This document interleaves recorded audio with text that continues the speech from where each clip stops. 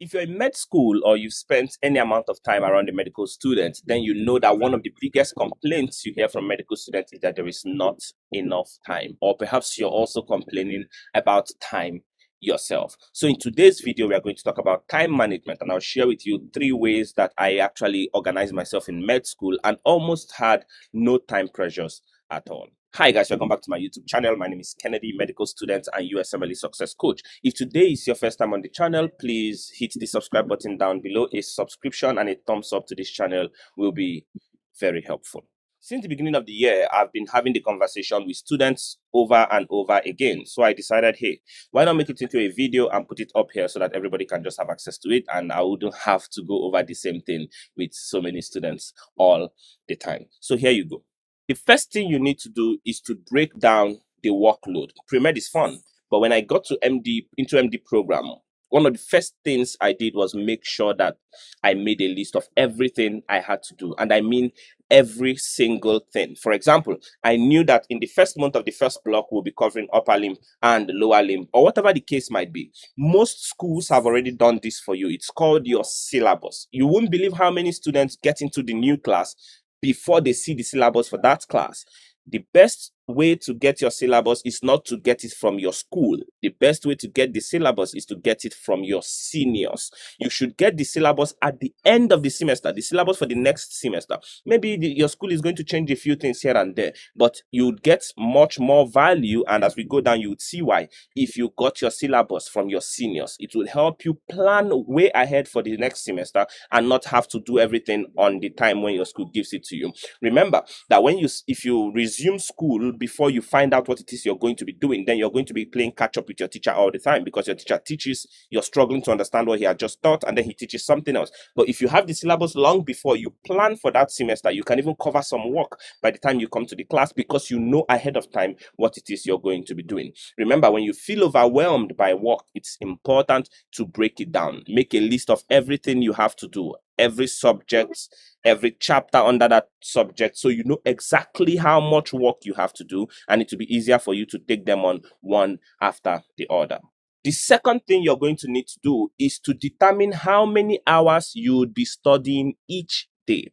There are a lot of students that just study for the day. So you just go to school, you come back from school, and then you just study. There's no mathematics involved. You don't know if you're studying for 5 hours, 6 hours. Oh, yesterday I studied for 5 hours. Day before yesterday, I think I studied for 6 or 7. Well, today it was just 3 hours because I had this to do.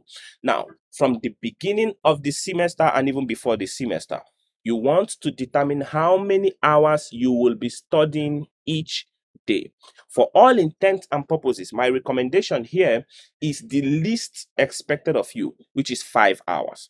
I expect that as a medical student, you should at least, especially those of you that are full-time students, you're not working and learning, you're just a medical student. That's all you do. You go to med school, you come back, and maybe you do extracurricular activities. You should study for a minimum of 5 hours each day. And 5 hours is very easy. You can do 2 hours in the morning or something, 2 hours in the afternoon, 1 hour in the evening, like 5 hours. We can all agree, I think, that 5 hours is very feasible, very obtainable.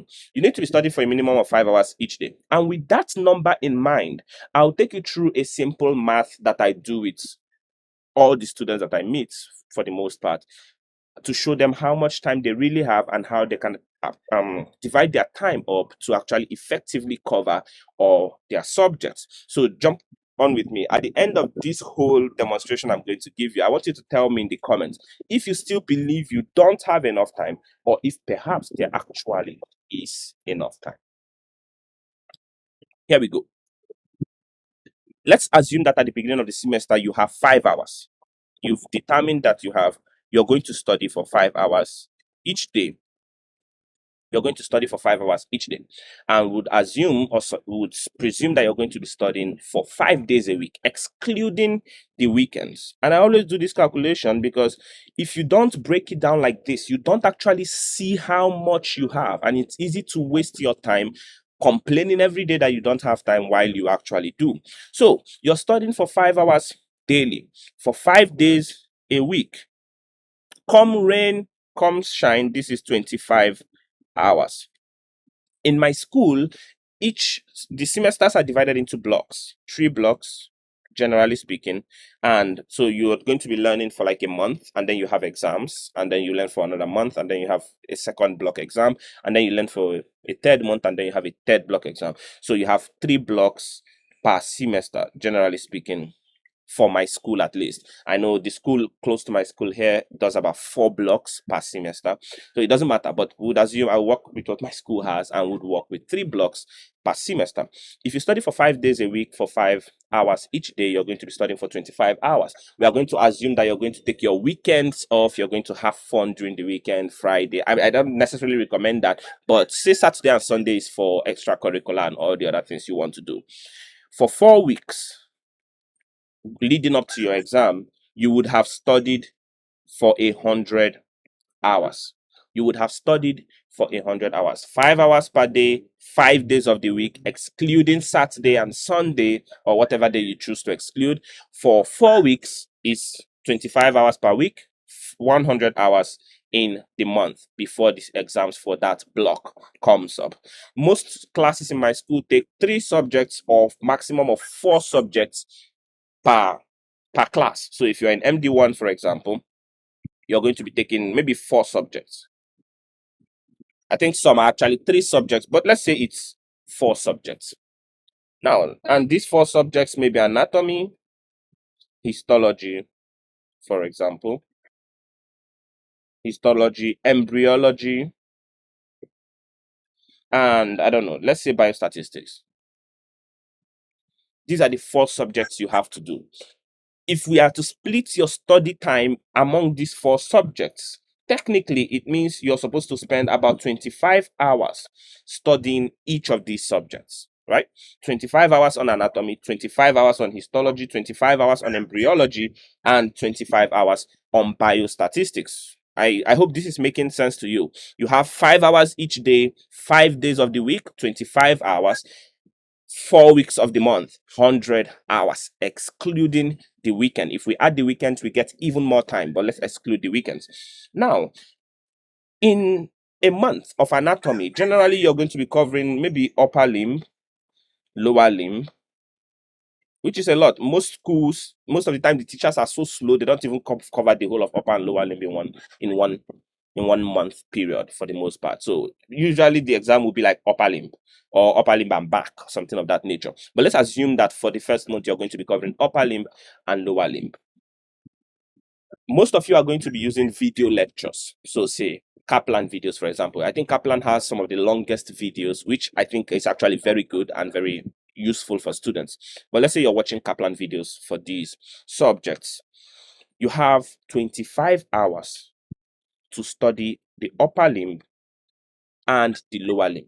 25 hours to study the upper limb and the lower limb. I want you to be very objective and very honest with yourself. The entire Kaplan video on upper limb and lower limb put together is probably about 3 hours long. That is overstating the time. So let's say the entire Kaplan anatomy on upper limb and lower limb is much less than this, but let's assume it's about 3 hours long. Even if it takes you 10 hours to cover these 3 hours videos, because you have to pause, you have to play, you have to take notes, you have to look up XYZ online to understand what they're saying, you have to play it over again sometimes to understand exactly what the professor was saying. But let's presume that you spent 10 hours covering the Kaplan upper and lower limb videos that are about 3 hours, 4 hours long. I think that's generous enough. That is 10 hours out of these 25 hours. You are left with 15 hours. What will you do with these 15 hours? You'll be practicing questions on anatomy. Now, I want you to tell me, if you spent 15 hours of time practicing anatomy questions, just upper limb and lower limb, say you spent 5 to 6 hours answering all the questions you could find on upper limb, all the questions you could find on lower limb. You spent 15 hours practicing this question. How possible is it by chance that you will fail a question on upper limb and lower limb? You probably will still fail 1 or 2 questions, but the reality is that you will have a good understanding of these subject areas and you'll be very well prepared for your exams.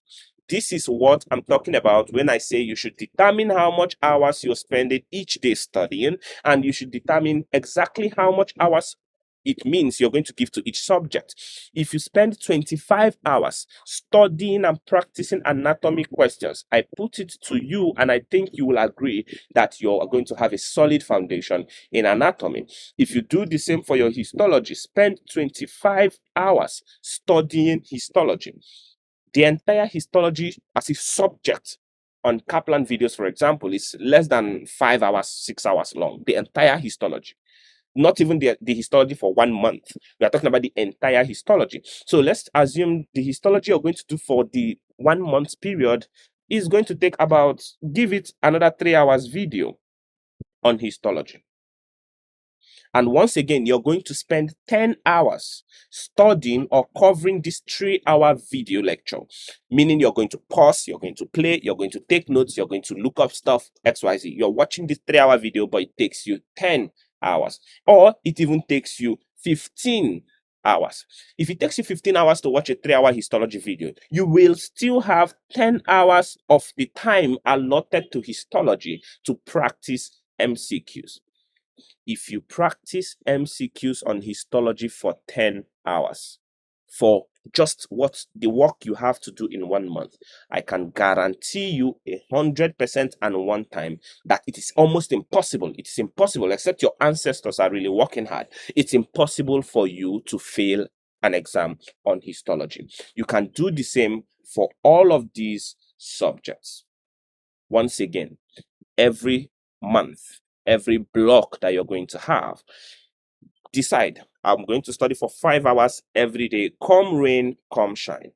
What it means is that by the end of the month, I would have put in 100 hours into studying. And if I have 100 hours studying, I have 4 subjects. It means each subject is going to have about 25 hours. If I spend 10 hours watching the video lectures on these subjects, and in most cases, those video lectures are 2 hours, 3 hours, maximum 4 hours long. If I spend 10 hours watching these video lectures, I will still have 15 hours to practice questions. And if I'm honest with myself and objective, this is the math I did throughout med school. I did not struggle with time for 1 second, I will tell you. If I do this, spend these 25 hours on anatomy, whatever the case is, I know for sure that it's impossible for me to fail anatomy. It looks very simple, and it is very simple. And it's something I think you can implement.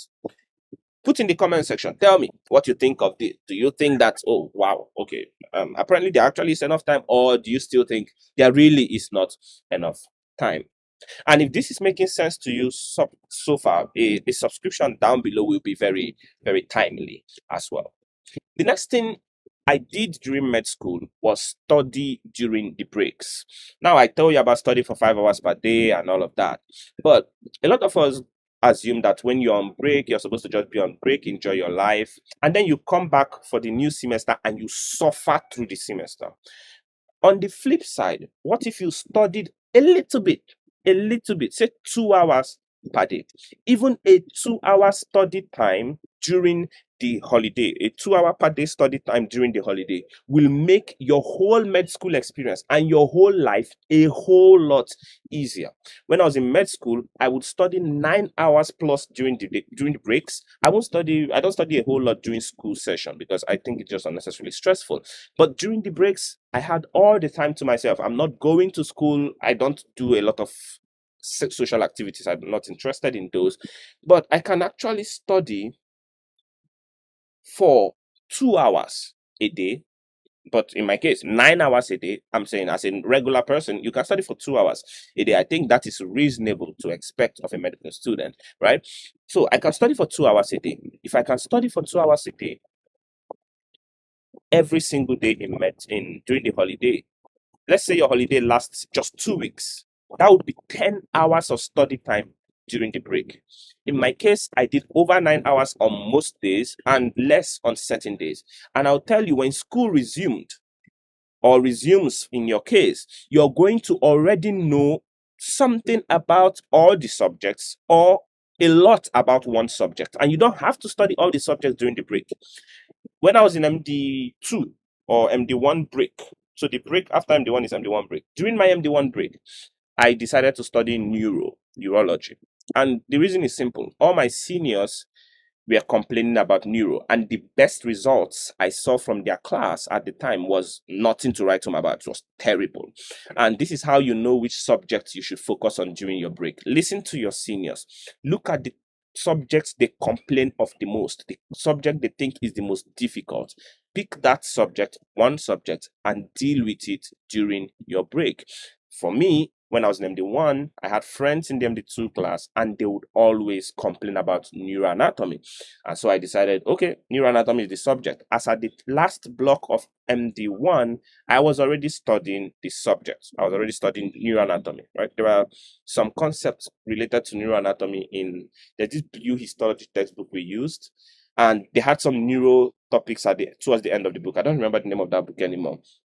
I started reading those spinothalamic tract, I was like, oh, okay, this looks difficult, but okay, interesting. And then during the holiday, the break for MD1, I basically finished everything block one neuroanatomy in that time frame during the break. I studied it every single day. I did every single question I could find at the time on neuroanatomy. I practiced every single thing. So when school resumed, I just attended class. What the teacher was saying was making a lot of sense. And then I started explaining some of these concepts to other students. This is something that happens when you study ahead of time. When you study during the breaks, school resumes, you already understand basic stuff. You attend class, the teacher teaches you understand even more, and you understand better compared to your colleagues. Now you begin to help out your colleagues. And as you help out your colleagues, you actually get even better because you now understand different ways of interpreting the concepts that you have learned. So study during the breaks. It is very important. Study during the breaks. And finally, if you watch this point in the video as a bonus tip, cut off unnecessary social events. If you don't want to scramble for time, cut off unnecessary social events. There is not a want for more and more social events in med school. Your RUGU is your RUGU. Your students, SUG, your student government is going to organize programs. Your religious gatherings will organize programs. All of these are very helpful. But at the end of the day, the purpose of being in med school is not social gathering. The purpose of being in med school is, I don't know, to get results, I guess is the word I'm looking for. The purpose of being in med school is to study medicine, not necessarily to improve your social, I don't know, social skills. You can do that. That is very helpful. It's good to be able to improve your social skills, to be able to understand, okay, this, that. I don't know why people are so obsessed with that. But the most important reason you're in med school is to learn medicine. And it's important that you pay attention to that one thing. Learn medicine. If you're able to do that, you're going to have a very easy time. Again, one more time, a recap of everything. Break down the workload. Second, determine how many hours you're going to be studying in med school and cut off everything that does not fall in those hours. And third, study during the breaks. I would recommend you study one subject, the subject that your seniors complain about the most. If you found this video helpful, once again, hit the subscribe button down below. Please give this video a thumbs up, share with someone that you know will find this helpful as well, and I will see you on the other side. If you're preparing for the USMLE, there are a lot of videos on here that would help you on your journey to the USMLE. If you have any questions related to the USMLE and to your med school experience, put them in the comments or send me a message, and I would get to you as quickly as I can. See you soon.